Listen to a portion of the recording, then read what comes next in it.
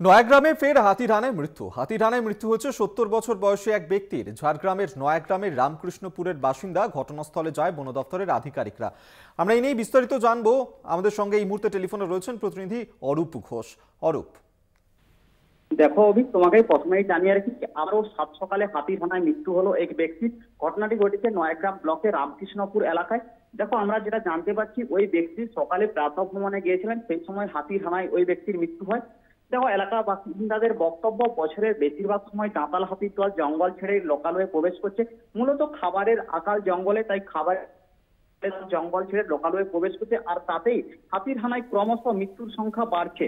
ওই ব্যক্তির মৃত্যুকে কেন্দ্র করে এলাকায় যেমন ব্যাপক চাঞ্চল্য ছড়িয়েছে, তেমনি খবর পেয়ে ঘটনাস্থলে পৌঁছেছে বন দপ্তরের আধিকারিকরা। অভিক, এই যে দাঁতাল হাতি ঢুকেছে, তাকে কি আবারও জঙ্গলে ফেরানো সম্ভব হয়েছে? দেখো, খবর পেয়ে ঘটনাস্থলে পৌঁছায় বন দপ্তরের আধিকারিক এবং ভোলাফাটির সদস্যরা। শেষমেশ ভোলাফাটির সদস্যরা দাঁতাল হাতিটিকে জঙ্গলে ফেরত পাঠায়। অভিক, বেশ, ধন্যবাদ তোমায়। অরূপ ঘোষ আমাদের সঙ্গে টেলিফোনে ছিলেন প্রতিনিধি, সেই ছবি এই মুহূর্তে তুলে ধরছে। আপনাদেরকে আরেকবার জানিয়ে রাখবো, যেখানে দাঁতাল হাতির হানা, নয়াগ্রামে ফের হাতির হানায় মৃত্যু হয়েছে এক ব্যক্তির। ৭০ বছর বয়সী এক ব্যক্তির, তার মৃত্যুর ঘটনা ইতিমধ্যে বন দপ্তরের আধিকারিকরা তারা ঘটনাস্থলে যান। দাঁতাল হাতিটিকে জঙ্গলে ফেরানো সম্ভব হয়েছে।